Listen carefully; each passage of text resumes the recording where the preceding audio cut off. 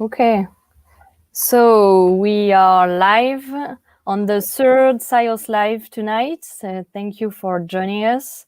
I'm really happy to welcome Lorenzo Ferrero for this live. Thank you for being here. How are you? Hi guys. Well, thank you, Pauline, so much for inviting me. I'm doing great.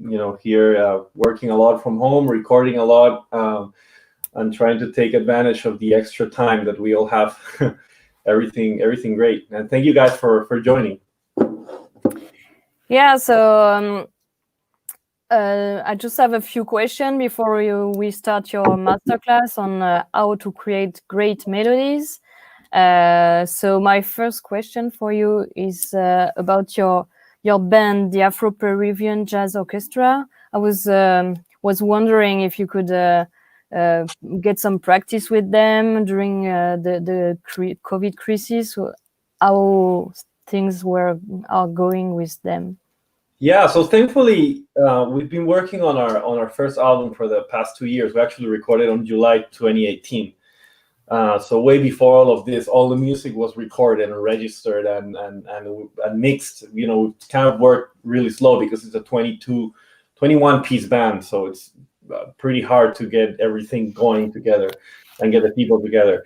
And then we had the release plan for March, which kind of like accidentally coordinated with the quarantine.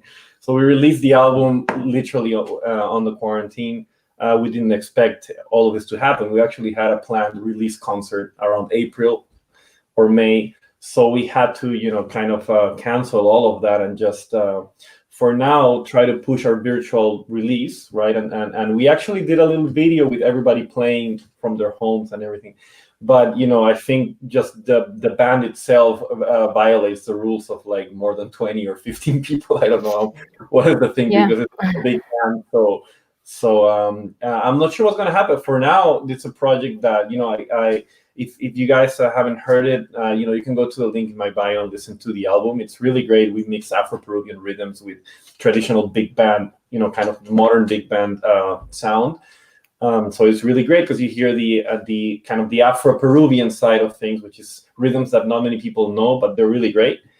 And then you hear that the classic jazz big band sound, which is a mix that hasn't been done before. At least it hasn't really been done like this way, But yeah, so we unfortunately haven't been able to do anything yet during the quarantine. But hopefully, once this is done, we're trying to move the album and hopefully start going to festivals and things like that. Yeah, or maybe keep releasing some singles and stuff like that. That's what we're gonna be doing. Okay, yeah.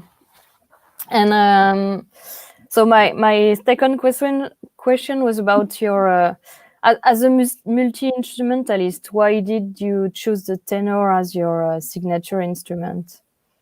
Well, actually, I started with clarinet for a long time. For like when I was 13, I played clarinet. I love classical music. My dad he's not a musician, he's a lawyer. Everybody's a lawyer in my family. 90% of my family are lawyers, but my dad really loves classical music, so I've always heard classical music, and that's actually my background is actually classical music. But then I kind of discovered jazz. I was playing the clarinet. I'm from Peru, so whatever I could do with the lessons, there was not much, especially back then, to really learn jazz. But I grabbed everything I could, and I started really liking this improvisation idea, right? Of how can you play something that is not written down, and how does it sound so cool? How can you play around the harmony? And some of the things that I'm actually going to talk today. But that really intrigued me, and then I played on a band, and I was a clarinet. It was a big band, but a clarinet is not a part of a regular traditional big band. And then I heard, I was looking at the saxophone's weird instrument. I wanted to play the soprano because it looked like a clarinet, and I thought it's just made sense to me. But they said, we need tenor. There's no tenor in the band. So I was like, tenor? It's like so big and weird, but it looks cool. Okay. So I bought a tenor, and I remember the first time I played a saxophone in my entire life on the store. I actually could make a decent sound of it because I played clarinet, right? But it sounded really weird and terrible, but I could make a sound of it, and I still remember literally the first time I put a saxophone in my mouth. But yeah, that's pretty much why. And then I started really learning jazz, and then the tenor I just fell in love with the tenor. I mean, just the sound, the especially the classical tenor jazzy sound, and then it just stuck around. And actually, it's only up until like the last 2 years that I actually bought the other saxophones, because I've been playing tenor for a while. Then I played soprano, and then I got the alto and bari, because I'm also when I studied at Berkeley, I studied jazz composition, arranging. That's actually what I really love. I love playing, of course, too, but I love writing, and I love the idea that I could have the whole saxophone ensemble played and written by myself.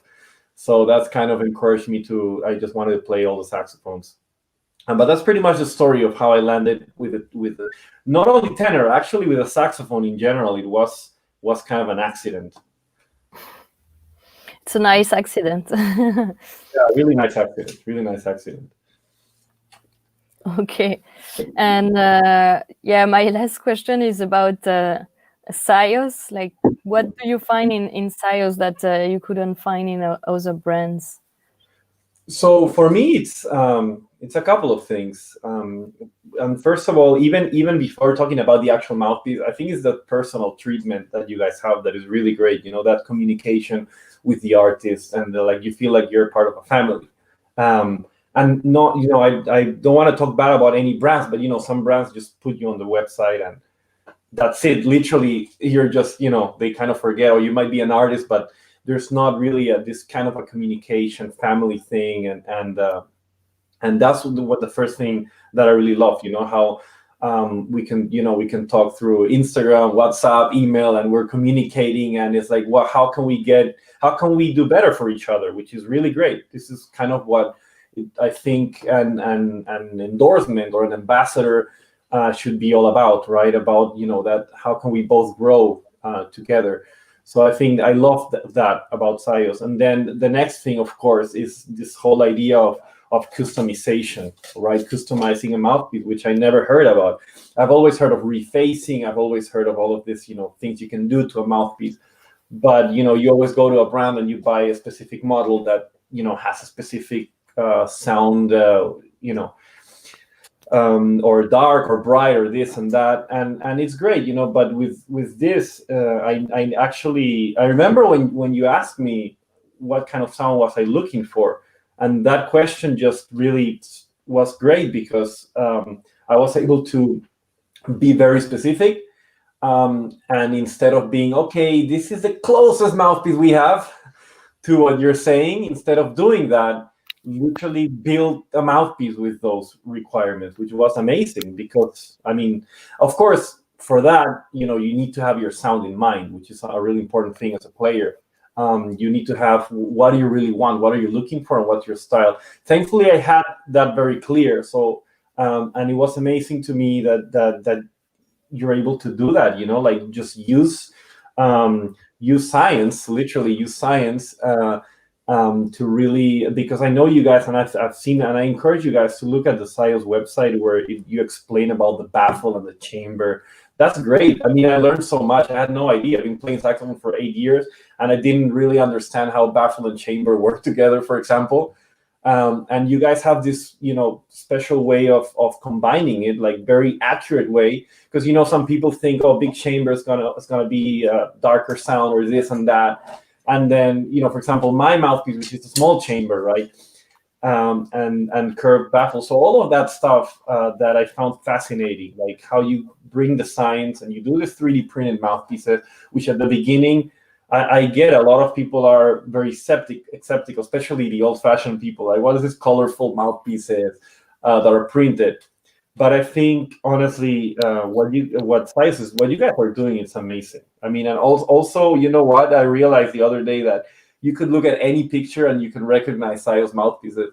And with the other mouthpieces, you can't really tell what brand it is. And it's like you're really imprinting and you're changing kind of the saxophone world, I think. So that kind of answers the question, I guess, of what I love. Yeah. The company, the values, the treatment, which is really important. I feel like a lot old-fashioned companies are missing that in this millennial social media world, is the actual communication. With like right now we're talking, right, and you know, we're developing a nice communication, a nice relationship, and that's really great. And then if you pair that with amazing quality of products, which is pretty much what it is, then it's just perfect, you know. So then when you guys sent me this, I was really impressed. At the beginning, I was, again, you know, skeptical, like, oh, I don't know, this feels weird. What are this? But then you started playing, and then when you see the quality, it speaks for itself. You know, it's like you don't really have to say much, and that's why you're getting so many great players, and it's really great because right now I feel this is my mouthpiece. I don't feel it's a model that I had to buy, if that makes sense, right? Mm-hmm. My mouthpiece it has my features, and it's amazing because it helps me tell people, hey, try my mouthpiece. You know, you don't have to get it if you don't like it, but you know, it's like a good kind of promotion too. But it makes me feel great that I have my own mouthpiece. So it's just very personal. It's very personalized. I've never seen a personalized brand like this on the saxophone world. So thank you for that. So that, yeah, I guess that hopefully that answers the question.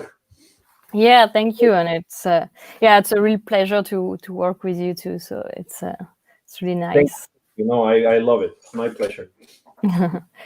Okay, so we will start the masterclass of Lorenzo. You can just ask your questions on Facebook or on YouTube, and we will answer the question after the masterclass. So you want the screen to? Yeah, absolutely. Yeah, I'll talk a little bit too before we actually get onto the screen sharing. But also, guys, if you have any questions after this masterclass is over that you maybe did not get the chance to ask, you can just DM me too. I'll be happy to answer and help you out. So what I want to talk about today is about the concept of creating great melodies, right? Which is something that, you know, you go to music school, it's surprising you never see a class that's called melody. you learn harmony, you learn this, you learn that, but melody, like, how do you really create good melodies? Because when we learn, and this is, by the way, this is not just for improvisers or if you want to solo, this is for everything. Because when I studied composition and arranging, and then improvising, of course, and then learning the saxophone, I realized it's all really the same thing. And the more I studied composition, the more I was able to bring that to my playing, to sound better and to sound just more accurate, right? And the more I played, the easier I could create melodies when I'm writing an arrangement. So they're both really complementary, right? So the idea of creating great melodies really comes from understanding some easy, simple concepts. And the concept that I teach is how to extract melody from harmony.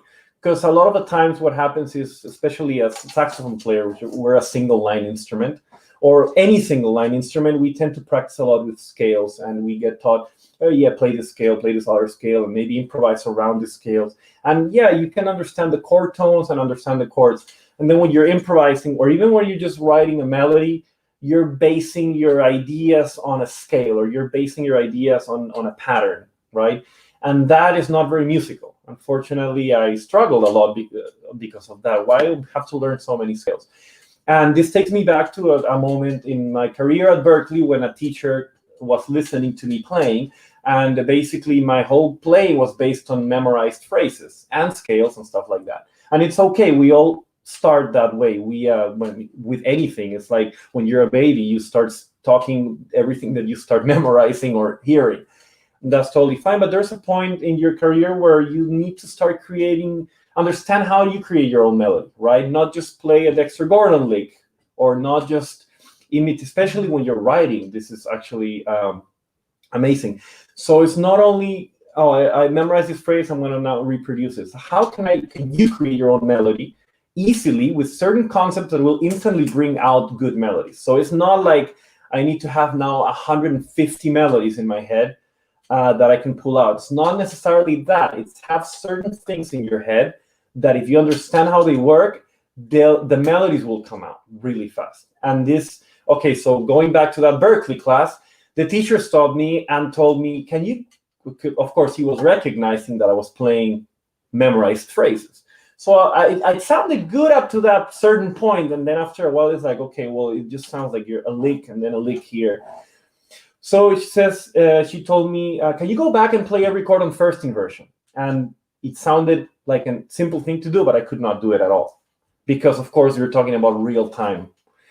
I could not play every chord on first inversion. And then I said to myself, this is something I should be able to do. And I started practicing really chords, understanding the harmony. And I realized a beautiful thing. There is so much melodic material packed in the harmony. Amazing melodic material. Why? Because as opposed to a scale, when you break down the inversions and the chords, they bring out a lot of melodies, different intervallic relationships. If you're a pianist, you study chords and you study inversions. It's kind of a natural way of doing it. And if you're a sax player, you study scales. But it's even more important, and as important as a single line instrument, to study chords. But the way that we have to study it is horizontally. We can't play them as a block as a pianist. So we have to what people call arpeggio. But the way I'm going to show you some things today that's going to break a little bit that mindset and show you how you can create melodies that's going to serve you for writing, for arranging, for improvising, for everything. And again, if you don't like to write, I encourage you to just spend some time doing it with some of the skill sets I'm going to show you today. Because if you just spend, for example, 10 minutes, 15 minutes writing 2-3 phrases that you're going to play, or even an exercise, but if you wrote it, it creates a different process in your mind. And you're going to play so much better. Then once you practice it, you just read it. And that's not cheating at all. If you wrote it, your mind works for me, like when I started writing solos, when I started writing phrases, everything started coming into my playing on a very natural way. I started to play more musical and to come up with more musical phrases. So spend some time writing. I don't mean writing a whole symphony or a whole solo. Just have things that you write down, that not for the purpose of reading them necessarily, for the purpose of you internalizing it on a different way. The same way you might write on a calendar, on a diary or so. Okay. So what we're going to do here is just understand one simple chord. Okay. And this goes to one of the things I always suggest, which is if you're practicing and you want to get into chords and to chord studies, we tend to get overwhelmed because we want to practice.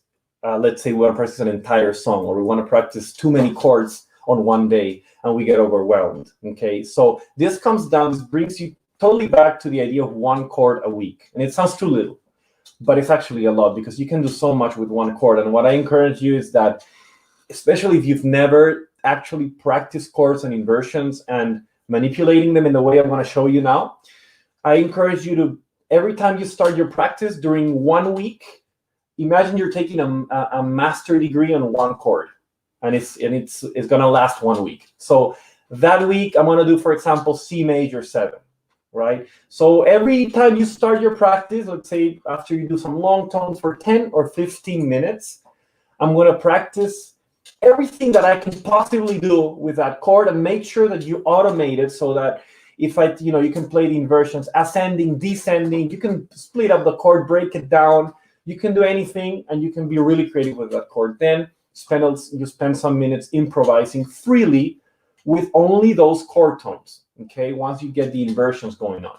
And what's going to happen is after that week, you'll be absolutely fluent on that chord, okay? Then on the second week, you grab another chord. Let's say I do C major 7. Now next week, I do F major 7. And then at the end of those 2 weeks, I combine them both. And I'm going to show you today how you can use simple rhythmic techniques to grab 2 chords and really extract so much melody out of them, and really sound melodical with 2 chords. So you can see one measure C major 7, the next measure F major 7, and go back and forth with those 2 chords.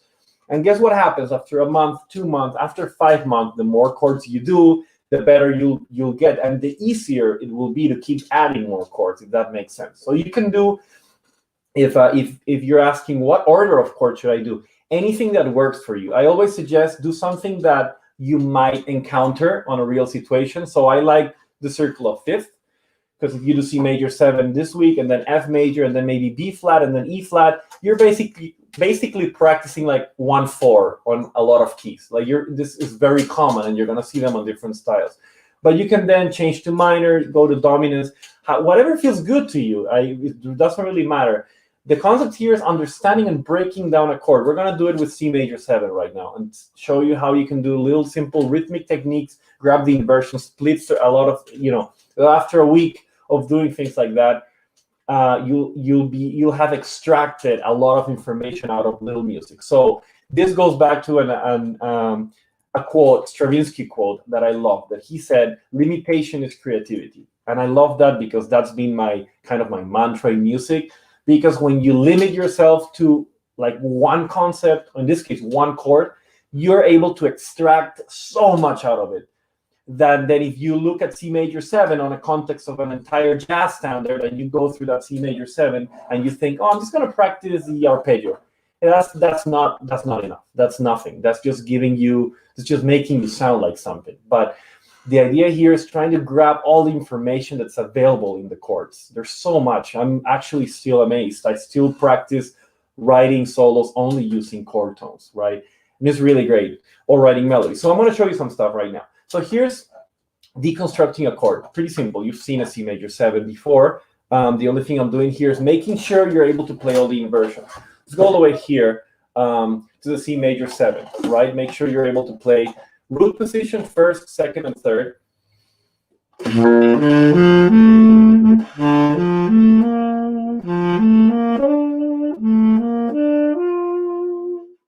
Now, if you realize each one has its own kind of specific sound, and that happens because the intervallic relationship is different. Like if your root position is the only one that has thirds, there's a third, and a third. First inversion, we have 2 thirds and a second. Now here, the rest of the inversions, basically, they all contain a second somewhere. This one contains it in the middle. This one contains it at the beginning. That's why they're so melodical. And it amazes me when you start putting this in context, which I'm going to show you.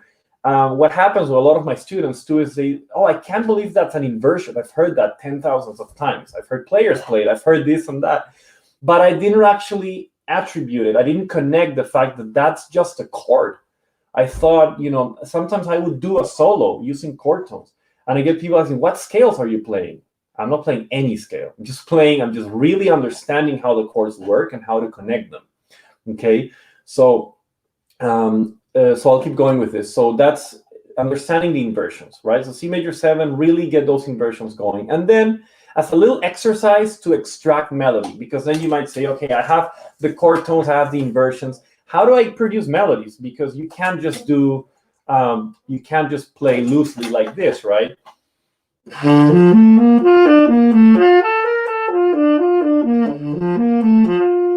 mean, you can, as a practice, of course. You can't just do constant 8th notes. But melody, there's one very important, like probably the most important, forgetting about notes and chords, rhythm. Without rhythm, there's no melody. You can, I can play you the Star Wars theme and change the rhythm and you won't recognize it, even if I play the same notes, because what makes it so catchy, it's really the combination, of course, of many other things about intervals, but it's that rhythm. Happy Birthday song with another rhythm, unrecognizable, right? If you just play it, if you just break it down to a completely different rhythm, you won't recognize it. In fact, you might even recognize famous songs if I just sing you the rhythm and not even the melody, because the rhythm is just the most elemental thing. It's actually how music started, if anything, by rhythmic phrases. And how you can create that. Now, here's a really cool little exercise that you can do, combining that one chord that you're studying. So you're in C major 7 and you want to get some ideas. But now let's say after practicing this for a couple of days, okay, I got the inversions down.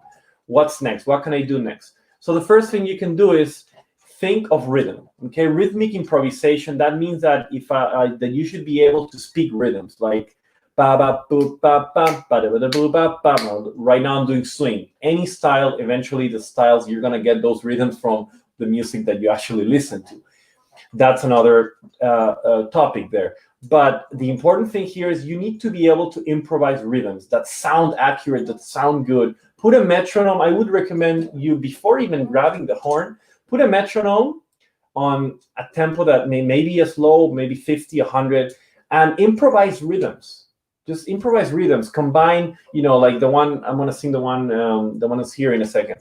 but just make sure that you start having a rhythmic repertoire, because if you don't have a rhythmic repertoire, doesn't matter how many scales and chords you practice, you'll never be able to produce good melodies. Never, because it all comes from the rhythm. In fact, a good rhythm makes it hard for you to do a bad melody. If you, let's say, if you grab just a rhythm and don't even think about notes, if the rhythm is good, and of course that's ambiguous, how do you know if it's good or not? Well, it sounds good to you. It makes you like, it has a good balance of downbeats, upbeats, depending on the style, of course. But if you have a good rhythm, the melody comes out naturally if you have all the chords automated, if that makes sense. That's why we're doing 1 chord a week, so that when you play C major 7 after that week, you won't have, I promise you won't have to think about C major 7 again. Just keep coming back to it, of course, but after you do 1 chord an entire week, or give it 2 weeks, it doesn't matter. It sounds like little, but after a year, you'll be a different musician. You'll have the chords automated, so you'll be able to have a lot of more flexibility. What comes next? Have a rhythmic repertoire. I tell all my students, if you're able to have a little notebook of manuscript paper where you only write rhythms. Forget about notes, forget about chords, forget about scales. Just write rhythms, 2-measure rhythms, 4-measure rhythms, right? If that makes sense. So when you do that, how can you do that? You might tell me, where do I get the rhythms from? Well, for example, you want to get some swing rhythms? Listen for 20 minutes to Ray Brown Trio, right? Listen to Count Basie Big Band. Listen to that stuff. And whenever you hear any rhythmic element you like, it could be a phrase. For the saxophone section, it could be a shout chorus. It could be just something from a solo. Forget about the notes and just write the rhythm. And register that rhythm and make it part of you. Sing it 20 times with a metronome. When you do that, for example, this rhythm here, right? It's 3, 4, ba ba do ba ba ba ba do ba. That's it. Okay, that's the rhythm. Simple, but I repeat it. I sing that 20 times with a metronome. And then guess what happens when you do that? It becomes part of you. So then when you play it, you could put that rhythm over any chord. And as long as you have the notes of the chord automated, which comes with the inversion studying.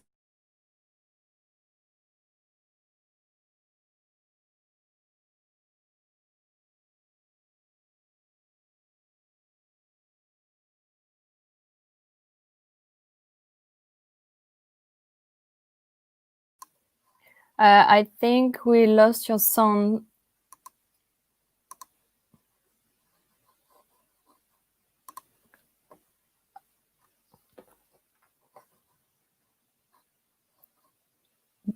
Can you talk?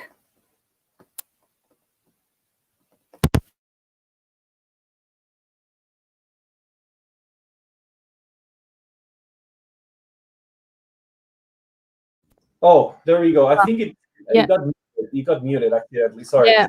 Okay. Yeah. Yeah. Sorry. No worries. I don't know when did it stop, but I'll keep going with the rhythm there. So grab 2 measures. So going back to the rhythm notebook, have a notebook, write rhythms. I started doing this a lot. In fact, what I would do now, if I want to write a solo and be really accurate, or I write an arrangement, you'd see me literally writing rhythms only, like for 30 measures of rhythms. And no, I'm not even thinking of the notes. The only thing I'm thinking is something think of something that if you hear that rhythm, it really makes you want to like dance, want to like, wow, that's really cool. So I would just write rhythms like that. And I read the rhythms, and this is like, okay, this is going to be great. I don't even worry about the notes. When you have the rhythm, you got 80% of it, really. The other 20 is just grabbing all of these things that are really easy and teachable, right? But the rhythms is something that you need to start internalizing. So here's a very simple rhythm, right? Ba-da-boo, ba-ba-ba-ba-do-ba.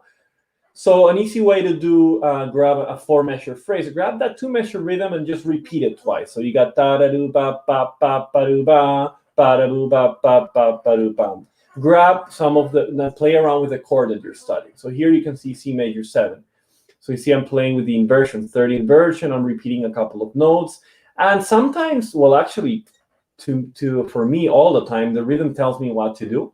So if you see something like da-da-do-ba-ba-ba, that could be ascending, or it could be. The rhythm helps you decide.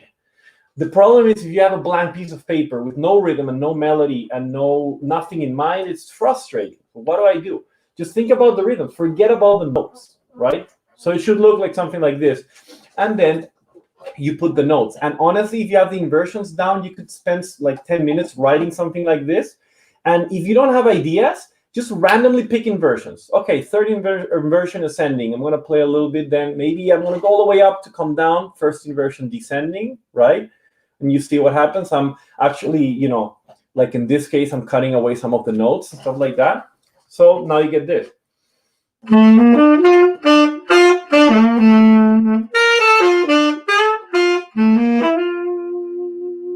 Right?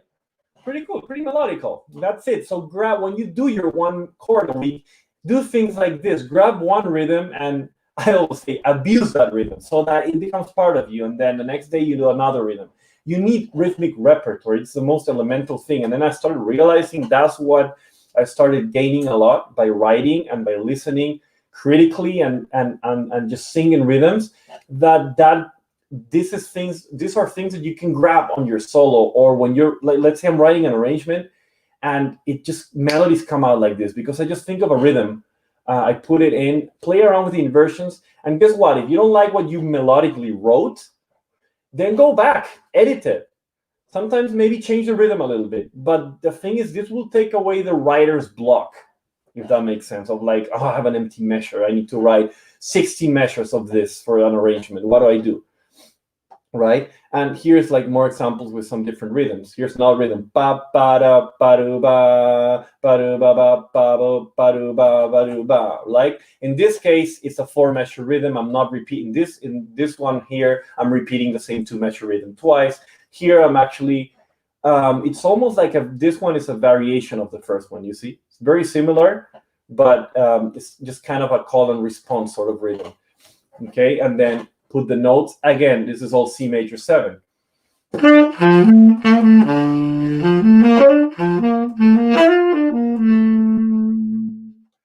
if you hear it this way, it might not look like it's C major 7. It's like, oh, that sounds like a cool melody. You don't even have to put C major 7 as the chord. This could actually become other chords. The idea of combining chords with rhythm is so that you start getting melodic ideas right away. You see, this is very melodical. To me, this is more melodical than trying to do this with thinking about C major scale, right? And start sounding like, you know, it's okay, it's not bad, but this will get you out of that and will get you to a more harmonic playing, which becomes ultimately very melodical. Okay, so here, for example, another chord. We got D minor 7, right? Again, root position, first, second, and third, ascending and descending.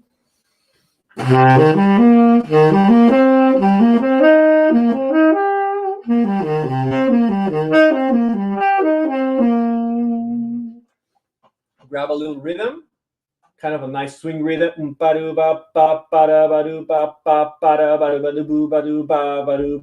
So I'm just focusing on that rhythm, making sure it's really cool, and then grabbing this and then playing around with inversions. You see, if you really analyze this first inversion, I'm just cutting away a couple of notes, splitting the octave, which is something I'm going to show you in a second too.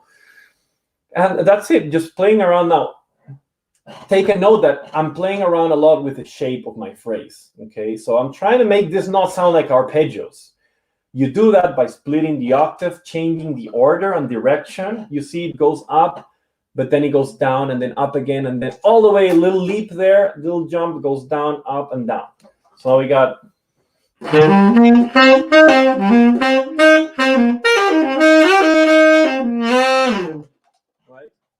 Right? This already could be a little big band thing going on, right? So same thing, you keep doing that, experiment different types of melodies and rhythms with just one chord. Now make it more stylistical, right? Think of swing, Motown, bossa nova, right? R&B, funk, and this is something that is really hard to teach because you need to hear that music. You want some funky ideas? Go listen to Tower of Power, Earth, Wind, and Fire, right? Listen to half an hour of those and get rhythms in your head, right? Like listen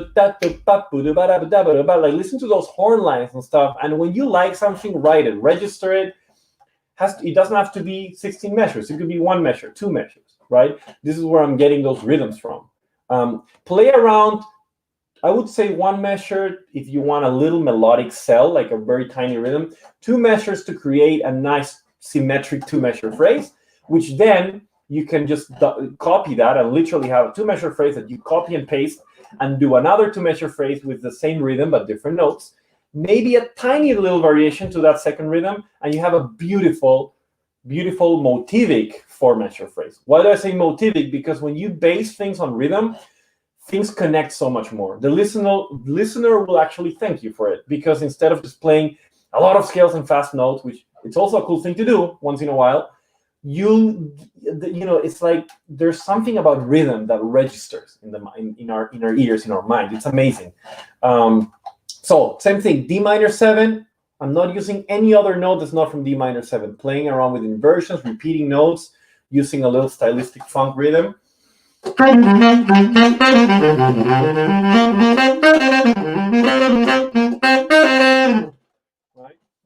And that's it. And the thing is, by doing this, it really doesn't take too long to do this.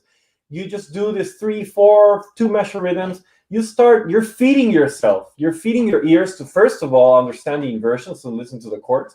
And this is literally like eating melodies. How do you eat melodies? Sit down, write something, grab rhythms. Rhythms will help you not be afraid of, oh, where do I come up with this? Just throw in some rhythms. And then work on assigning notes to the rhythm. If you don't like what you did, go back, change the notes. But the first thing to do, make sure the rhythm is good. A lot of the times I do this with my students, and I tell them to write a great rhythm, and then a melody. And a lot of the times they don't like what they did, and they go back and change the melody, and they still don't like it. And guess what? Most of the time, the problem is not the melody, it's the rhythm they wrote. The rhythm, it doesn't work. How do you know if it doesn't work? A good little tip I can give you, balance between downbeats and upbeats. Sometimes I get students, maybe they write too many downbeats. Maybe they land a lot on 1 and 3. If you land a lot on 1 and 3, let's say you're in 4/4. If you have a lot of downbeats, it makes everything square and kind of, it doesn't flow. So you have to balance that.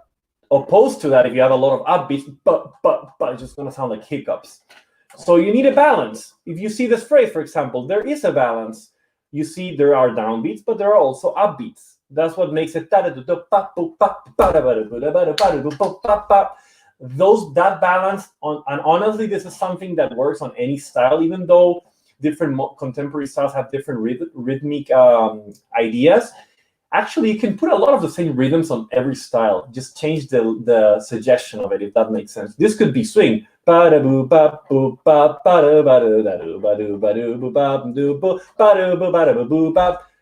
makes sense. So it's not really that different. It's just stylistical things and the way you're playing it, of course, right? That makes a difference.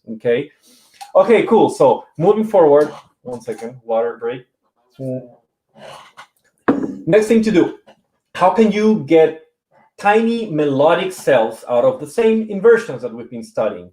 Splitting the octave. When you split the octave, not all of the options are going to sound great, but what I want you to do when you study 1 chord a week is make it personal. What do I mean make it personal? Pick things that you like, because the more, if you grab one little thing, like 1 chord, and you keep extracting what you like, you're making it personal, and you're instantly developing your own vocabulary, if that makes sense. Because if you just memorize licks, play scales, maybe play the arpeggios, you're going to sound very standard, very kind of like anyone could sound like that, because you're just playing it around.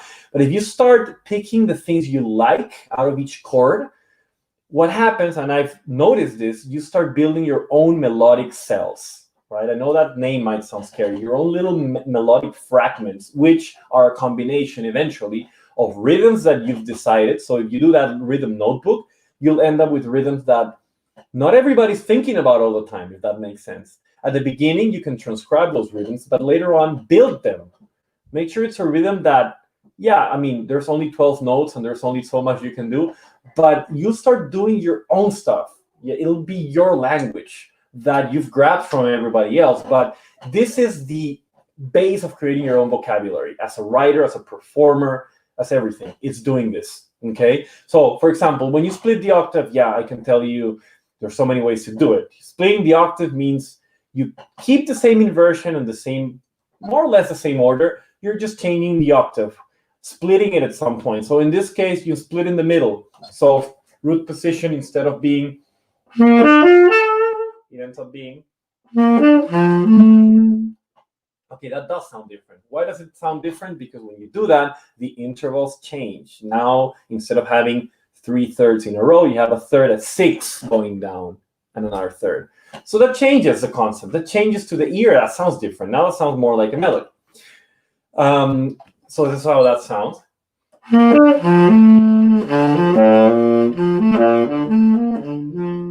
Those are all the 4 inversions. Root, first, second, third, but I'm splitting in the middle and putting the later 2 notes down and up. Now you can split them right after the beginning. This personally is my favorite. I love this one. This sounds like a very nice kind of melody. You play the note and you bring down an octave the rest and keep going down. You see the order is the same, 1, 3, 5, 7. First inversion stays 3, 5, 7, 1, etc. But look at the sound.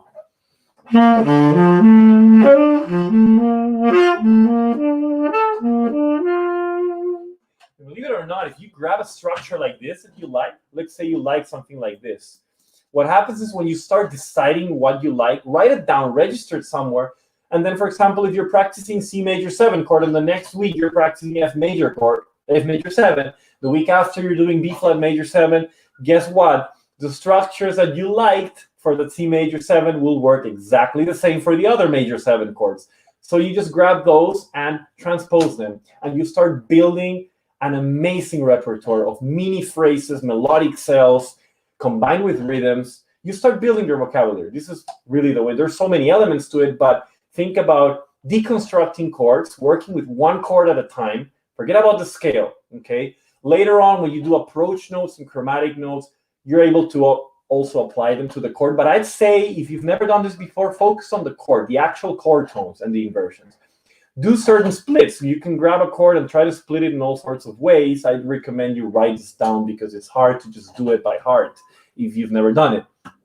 Okay? Anyway, I won't bore you more with this part, but you split the octave in all sorts of ways and you get different sounds, right? You're instantly going to get, each of these measures are melodic cells. This is all C major 7, right? This is what I mean. You can do a lot with 1 chord, okay? And then after that, once you really have the chord mechanized, automated, you're comfortable, and you split the octave, you start randomizing. Like you have a glass of water and you put it on the floor, it breaks into pieces.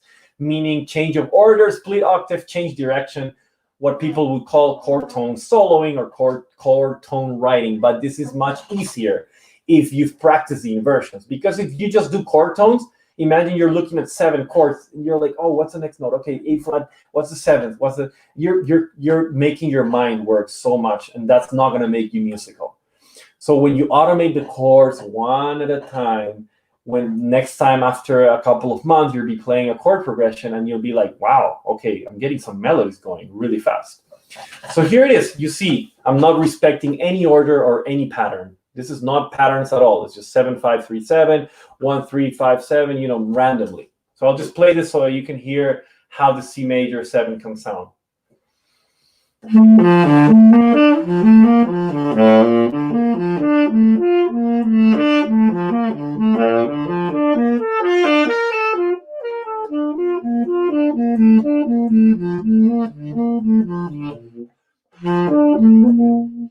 Right? It's really pretty. And you can do this with, once you start doing this with so many other chords, you'll be able to actually do the same thing. But how about you change chord every 4 measures and keep doing this sort of thing, right? So this is when you become really fluent. 85% of bebop vocabulary is chord inversions, believe it or not. The other percentage is just chromatic approaches, you know, chord tensions, scales, and other things. But it's really a lot of bebop, a lot of the jazz vocabulary and other modern music vocabulary just comes from chords. That's it. Okay, so almost wrapping up here, but now how to connect. Now let's say you've done your 2 chords. You're 2 weeks into the program and you've done C major 7 and F major 7. Maybe the 3rd week, instead of doing another chord, how about you work on combining the 2 that you already know? Okay, it seems like you're gonna take. I know it sounds like it's gonna take forever, man. When am I going to finish all the chords? And again, the more you do, the more time you spend on this, the better everything else will become. So again, I get some students tell me, hey, I feel I've been practicing for 2 years and I see no improvement. If you've done this for 2 years, man, you'll be a different musician, because you're not, remember this, you're not training only your fingers. Your fingers is probably 30% of what you're training. You're training these guys. You're training your ears to really listen to all the connection, melodic possibilities, inversions, everything.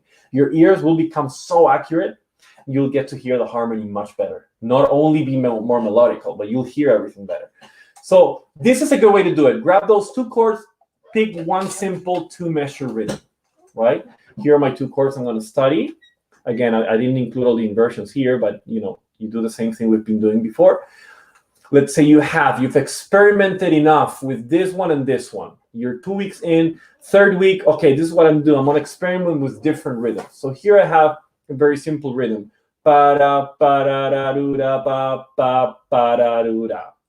Very simple. Make sure you're happy with that rhythm. And you could write this, you could also improvise it. So you could do both. Okay, I suggest you do both, because you need to be able to improvise a rhythm that you really have by heart and just put the notes from the chords that you've been studying, but also write it down something, because when you write down, you can be so much more sophisticated because you have time. It's not real time. Again, I always say you can spend 4 hours writing a solo. That's going to last 1 minute when you play it. So if you can't write something that's really cool and sophisticated in 4 hours, how do you think it's going to be in 1 minute real time, right? So this is something that to really think about that.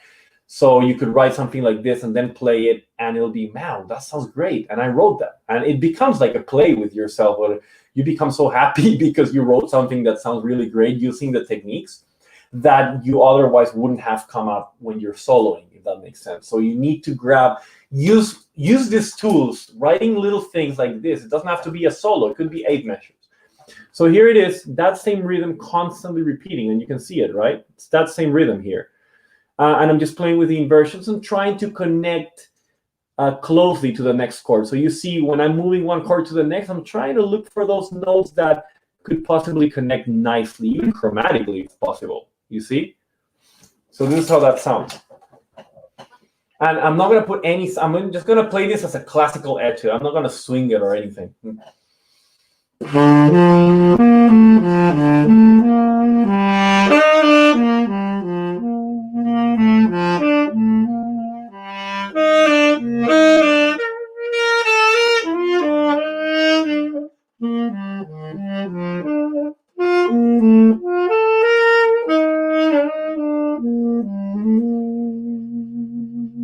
Right? That's pretty, it's great. And this gives me ideas, then do another one. Pick a different rhythm, If you're practicing this for a week, pick a different rhythm. Maybe you want to get some 16th notes, some triplets, then just grab that. And I don't even have to, I can grab a rhythm like, wow.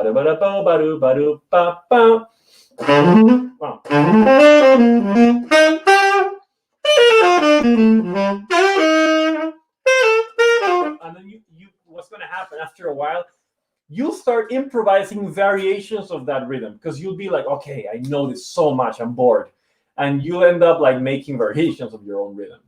So it becomes, I want this to become natural in your playing, combining rhythms with the automation of chords. That's the method that I think works great. Little music at a time. Guess what? After a month or 2, you'll be able to do this with 4, many other chords. Okay, so okay, good. So just to finish up, this will be the last thing. Something what is this? Here it is. Something that you can do to practice more efficiently. Okay, this is something called the Matrix of Inversions. Pretty much grabbing, once you have, after a month, you have, let's say, 4 little chords. You can grab those 4 chords, write each system on each inversion, right? And then what happens is, here's root position 1st, 2nd, 3rd. Then you can start mixing and matching and practicing all the possibilities of the inversions at the same time. You can read it left to right ascending, you can read it right to left descending. And for example, this kind of typical harmony, which sounds like this.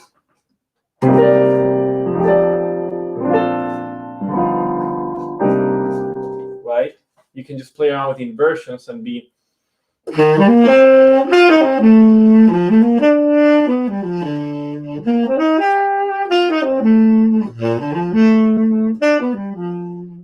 I'm doing there is I'm randomly reading, combining this. So I'm reading one measure here, the other there, ascending and descending.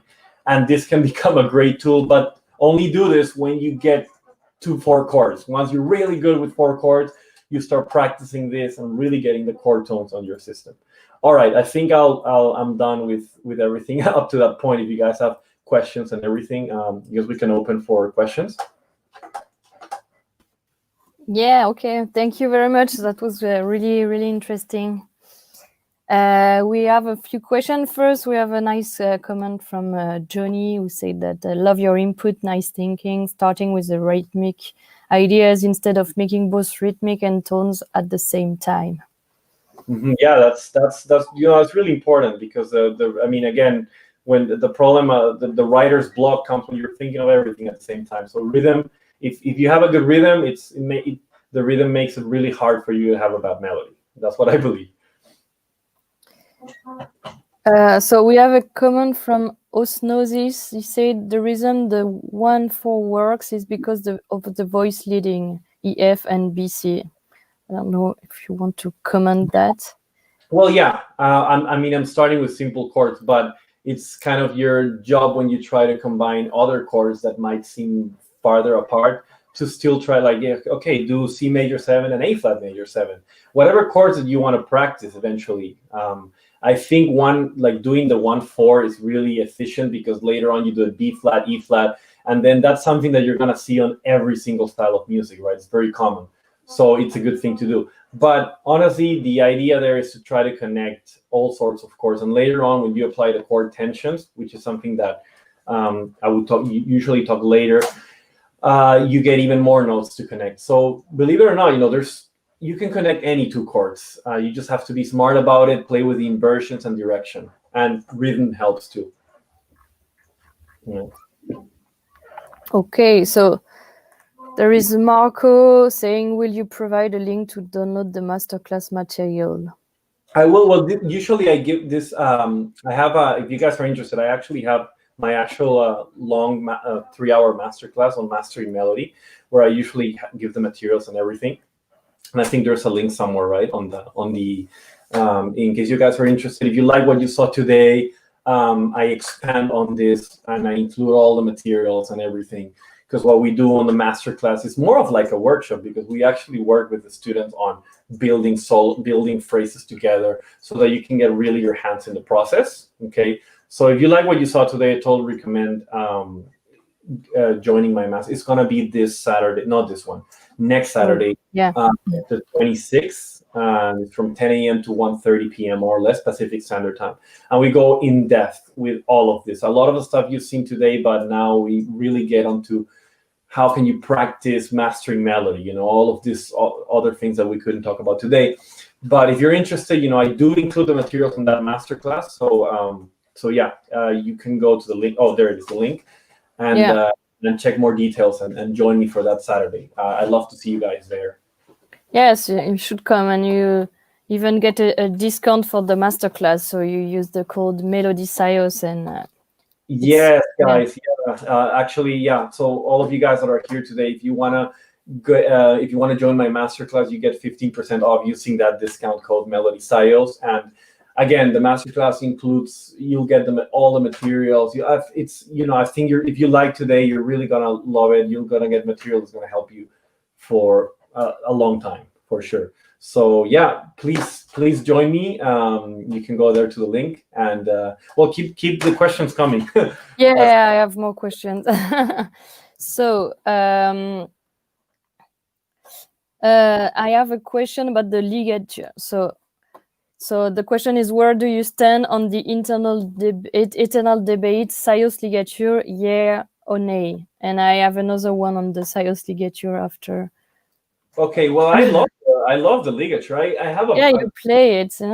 I have a bunch of ligatures, and I changed them. I have these other ones that I use, but I feel like the Syos ligatures are very kind of warm, and the sound makes, so when I'm playing a lot at home, I really bounce around, but I really love it. I really love it. It just makes, especially when I'm recording and I want to play soft and nice, this seems to be a great ligature. Sometimes if I have to play a more potent gig, I have some other ones that project a little more. But what I love about the Syos ligatures is that the sound is really here, so I love it, especially when I'm playing really soft and really quiet. It really rounds up the sound. So I think they're great. I think, ligatures is one of those things. I mean, you can try around, and it's good to have a couple around that help you in different ways. I wouldn't be stuck with one or the other, because some of the other ones help a little extra projection, but honestly, especially for the tenor. This is my favorite. I use it pretty much all the time. Yeah, because so we have osmosis that say, does your Syos mouthpiece have the larger exterior barrel? So I guess yes, because all the Syos have the same exterior shape. So yeah, what other ligatures do you recommend? Well, I use this company called Egr Ligatures from Spain, and they're really good. A lot of what they have is this sort of a ring ligature. So again, what I was saying with that is they have really nice projection and a really fat sound. But again, for me, the Syos really has that same fatness and everything. It's more about this little tiny detail. So maybe if I'm playing a funk thing where I need, and that's cool because I use the same mouthpiece, because my mouthpiece has that kind of an edge that I like too, but it's really dark. But maybe I use another ligature and it just adds like a teeny bit of like EQ, right? A little brightness. But in general, I think, yeah, you guys, I think this is really great. I mean, what I like about this is it works with the mouthpiece really well, right? Because sometimes you get other mouthpieces that come with ligatures from another brand. Maybe it doesn't work that great, but this, I think it works. It's really like a one thing, like a unit thing. So yeah, it's great. Okay. So we have another question about how does your mouthpiece compare to the one of Chad? I haven't tried that one, but I think you could answer that better, maybe. Yeah, I think I can answer that. Yeah. I was just wondering if you have already tried the one of Chad, but so yeah. Right. I've tried one only, and it's a lot brighter than mine. But the funny thing is, I don't think he sounds bright on it. Actually, he doesn't sound. Yeah, it's a bright mouthpiece, but it doesn't really sound bright, and it's sometimes it's confusing. But actually, if we look at those two mouthpieces, so they both have a step baffle and they both have a small chamber.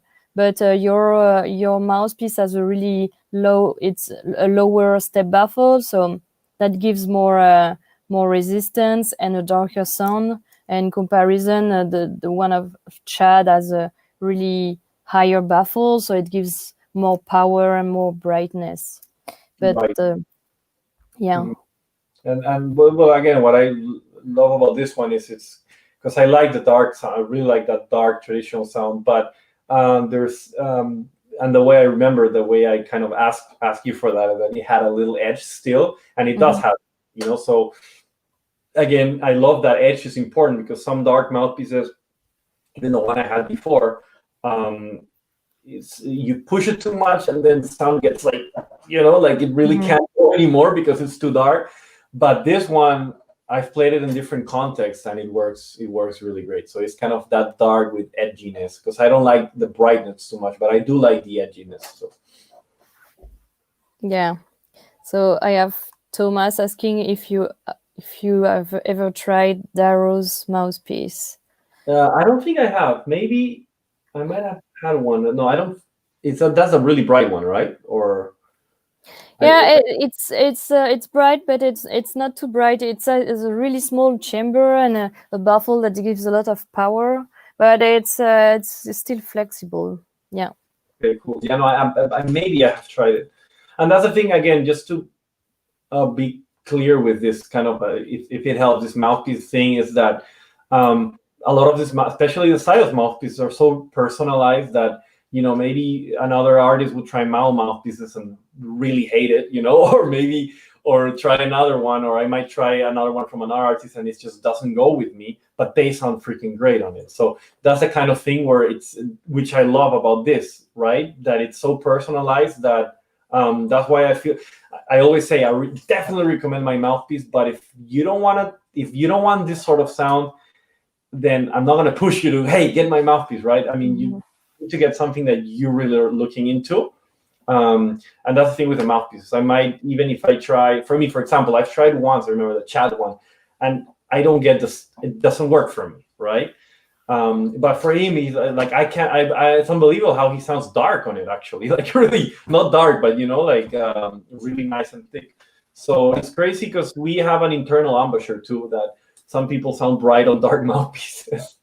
And some people sound bright on dark mouthpieces, because we all have a different structure and technique, you know. Yeah, I think the worst is we have a Mornington Locate. He plays on a really, really bright mouthpiece, but when you listen to his videos, he has a really, really dark sound. So then usually we put all the notes we put on the website about the brightness and the power. Usually they are about what you can get from the mouthpiece if you play like regularly, I guess.